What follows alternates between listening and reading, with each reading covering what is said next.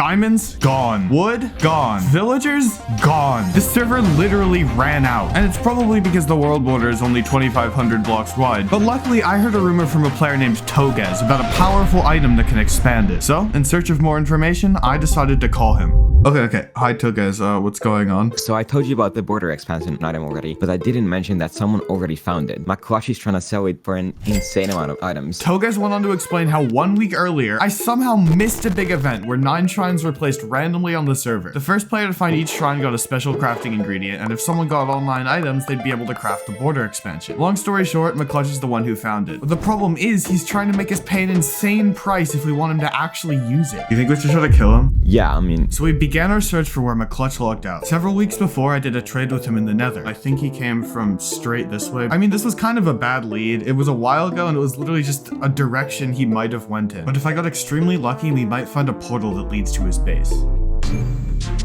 Oh shit, Clutch is on. Oh shit, he's on. Oh, okay. To avoid suspicion, I joined a VC with Clutch. Okay, listen, he probably wouldn't have thought anything of us just being online at the same time, but I was nervous. Hi, Clutch. Hi. Okay, so...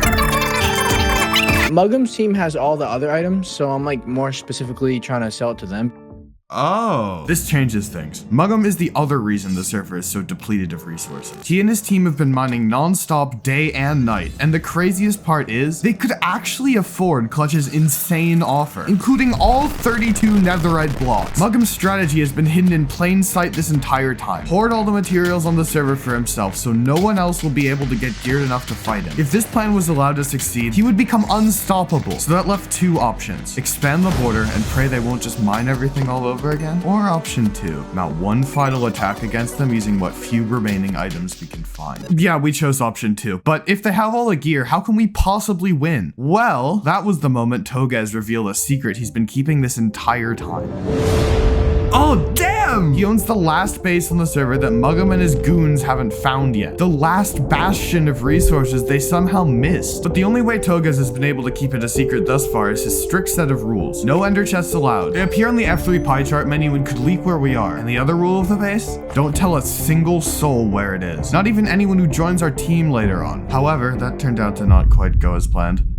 Speaking of teammates, we sent a couple DMs to other server members asking them to join us. 3 responded, 2 actually play on the server, and of the remaining 2, 1 of them was currently banned. Oh yeah, I need to explain that. The server gives you 5 lives, and if you run out, you get banned until someone decides to revive you. So we essentially have 1 new teammate. And Mugham f***ing has 8. I think we need some more teammates. The next morning when I joined a VC and saw an opportunity, I leaped at it. Pookie, do you think you leave us alone? No, we're stuck. Wait, what's happening? We were in the end getting Dragon's Breath, and Mugham and his teammate were like waiting underground for us to respawn the dragon and jumped us. Oh. Me and Pookie both got away, but we're stuck in the outer end island since the dragon closes the portal, so we have no way to escape without fighting them. Oh shit. Mugham also logged out, but I'm guessing he's staring at the server list waiting to see if either of us log on again. This was perfect. If we could rescue Murphin, he and Pookie would be incredibly valuable assets to the war. Murphin did say that Mugham was waiting for him to log back on, but if Mugham just sees me, he won't think anything of it. So despite my past grievances with Murphin, I went with Togez to the end to kill the dragon and unblock the portal. The dragon's dead. What? The dragon's dead? They killed it? Guess so.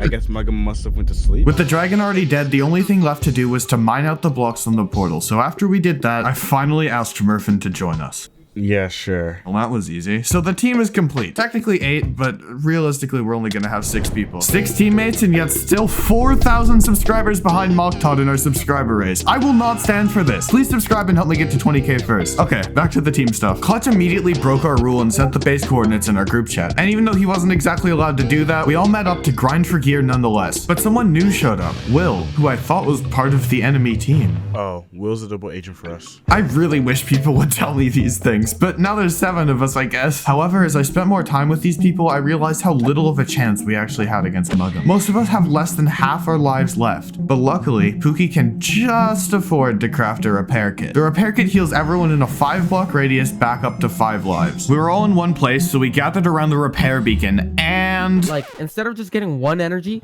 you can get like 7 energy. Whenever you get a repair item, right? And it starts, you throw it, and it starts... Wouldn't it be better to just do it normally? No. Well, yes, but... Despite our concerns, Pookie kept pushing, so we eventually agreed to try his weird idea. Okay, go, kill me. Okay. I'm gonna die if I get hit, I think. Yeah, I'm banned. Uh-oh. You're banned? Can you revive me? How? I don't have a revive item, bro. Wait, what? To craft a revival book, you need a recovery compass, and it just so happens that the only recovery compass left on the entire server is in the hands of Muggum. Days went by, and my teammates didn't know what to do. It seems like we can only revive you after the border's been opened. This doesn't feel right to pursue without SkyBoi since he formed a team. Well, now I have echo shards. Enough? I have like 11. To craft a recovery compass, you need 8. We literally have enough for revival, but only 1. If any of us die again, that's it. There's no more second chances. That didn't, well. SkyBoi was resurrected. I respawned at the wrong place. When I was revived, I respawned at a random abandoned base, and after a cursory search, phew, I was confident no enemies were around. My leading theory is that a weird glitch caused me to spawn there since it's the exact site of the first revival on the server. I nervously made my way back to our base, collected my items, and logged off for the night. The next morning, I woke up and saw some messages in our team chat that put me very on edge. While I was sleeping, my teammates had been scolding Pookie for something, and as I scrolled up, my heart dropped.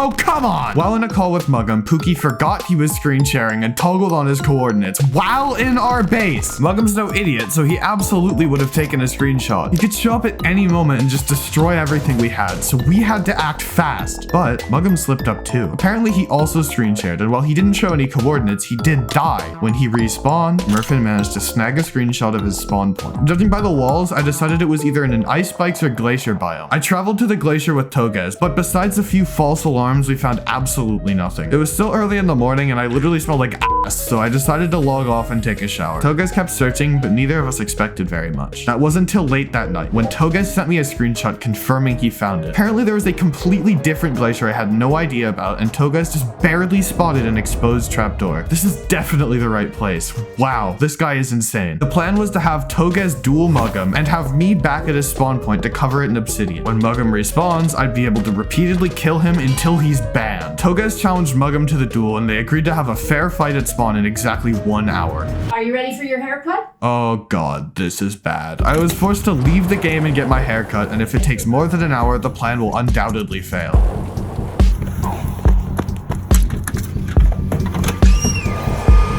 Just in the nick of time. As Toges was making his final preparations, I waited. Having already traveled to Muggum's spawn point, I was there, logged out, ready for Toges to give me the signal. When do I log on?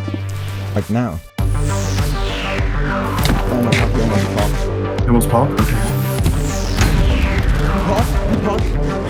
Oh my god. You want me to sleep?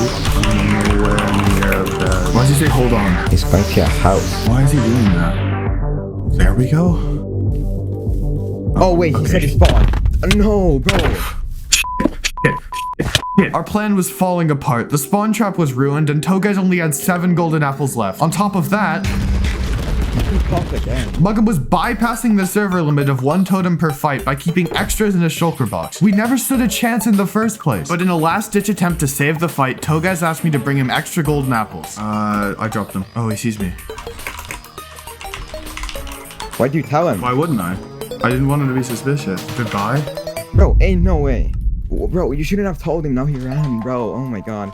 It was over. Muggum escaped. And it was my fault. But while he may be evil, he's at least a good sport. He and Toges came to an agreement. If Muggum was allowed to get the same amount of golden apples, he would continue the fight until one of them died. So a few minutes later, both of them returned to spawn to finish what they started.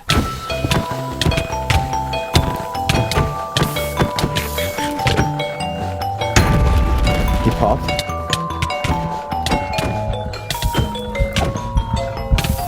Oh, I'm dead. We failed. Our only option now was to give up our differences and expand the border. Which is what we would have done, but unfortunately, the border expansion requires 5 people online to use it, and when we finally agreed on a time, Clutch didn't fucking show up. I want to upload on time, so just trust me that we did eventually expand it. It may not be perfect, but at least we'll have access to diamonds, wood, and villagers again. Also, remember my subways with Mock Todd? Please subscribe and help me out. Bye!